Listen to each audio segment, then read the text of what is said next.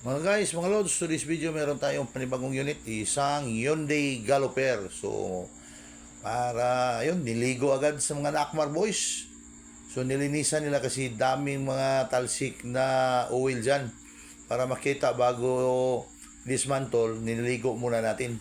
Para bang nag-imbalsamo tayo ng tao, di ba? Procedure nila dyan, liliguin nyo muna ng tao bago i-imbalsamo.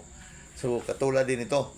So, bago natin, dinismantol yung cylinder head dyan, niligo muna natin yung buong makina. So yan, pinasok agad sa isang membro ng Nakmar Boys na si Mr. Dangsky Nabaska. So niluluwagan na niya yung mga tornilyo dyan para ma-pull out yung cylinder head kasi yung problema nito, overheat. So top overhaul tayo. Very simple lang, hindi masyadong walang troubleshooting dito. So simpleng-simple lang ang ginawa sa Nakmar ngayon, top overhaul na isang Hyundai Galloper.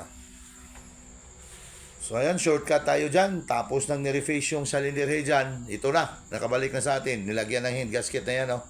Andyan na yung head gasket.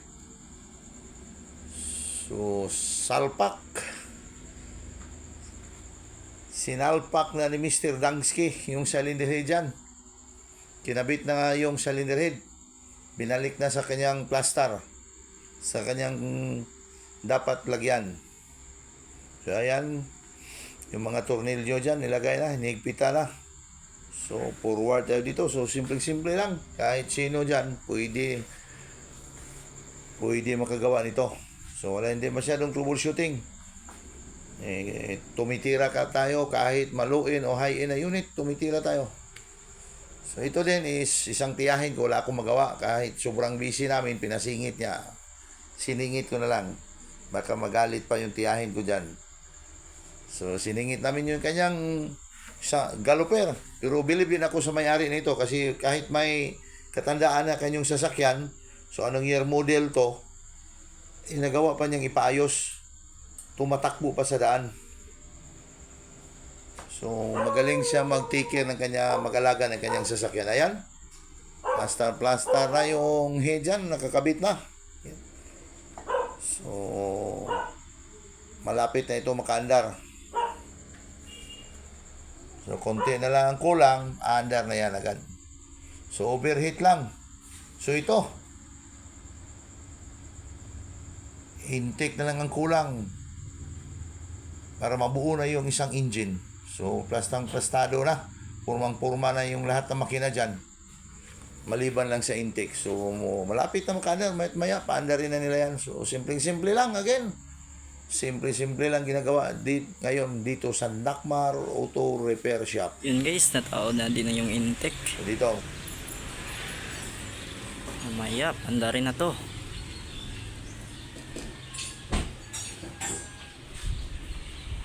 Ina! Andar na!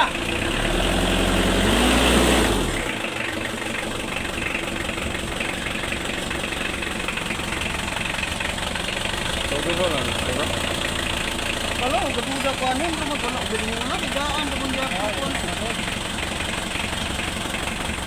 Sabi, kaluya sa riyan. Wala ko. Na, mandar na! Puro di ko ba? Yung igor na ni Ginala ba?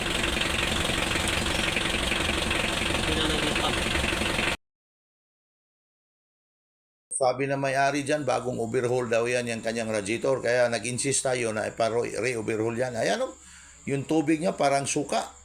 So, kailangan talaga re-overhaul yan. Kasi kung na-overhaul yan, baka hindi na masyadong nalinisan. Bakit ganun ang tubig? So, ayan na, road test na yung mga bata natin. So, talagang pina-overhaul natin yung radiator niya. Baka magka-backjump pa tayo, yun lang ang dahilan. So, tumatakbo na.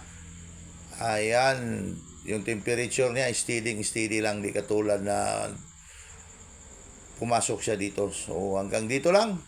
Simple lang ginagawa sa Nakmar natin ngayon. Isang Hyundai Galloper. Maraming salamat sa customer ni Ma'am at ni Sir dito dinala sa Nakmar.